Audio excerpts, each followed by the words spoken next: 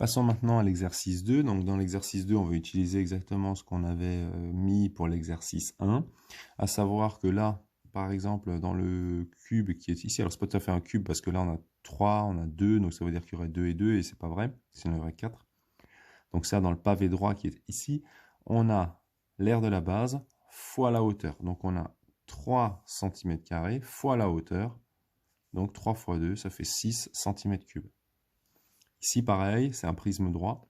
Donc on fait R de la base fois hauteur. Donc on fait 8 fois 6,5. Alors pour faire 8 fois 6,5, si vous avez envie de le faire de tête, vous faites 8, c'est 2 fois 2 fois 2. 6,5 fois 2, 13, fois 2, 26, fois 2, 52. Et on n'oublie pas de mettre l'unité ici. On continue ici. Donc on a une pyramide. Donc on fait R de la base fois hauteur, et parce que ça monte ici en pointe, et ben, qu'est-ce qu'on va faire? On va te faire diviser par 3. Donc on fait R de la base 8 fois la hauteur, 6,3, divisé par 3. Alors là, évidemment, vous prenez votre calculatrice.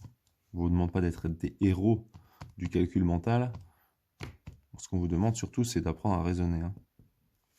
Donc ici, 16,8 cm3. On continue ici, on a un solide qui monte en pointe, donc on a R de la base fois hauteur divisé par 3.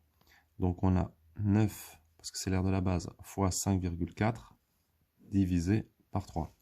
9 fois 5,4 divisé par 3, 16,2.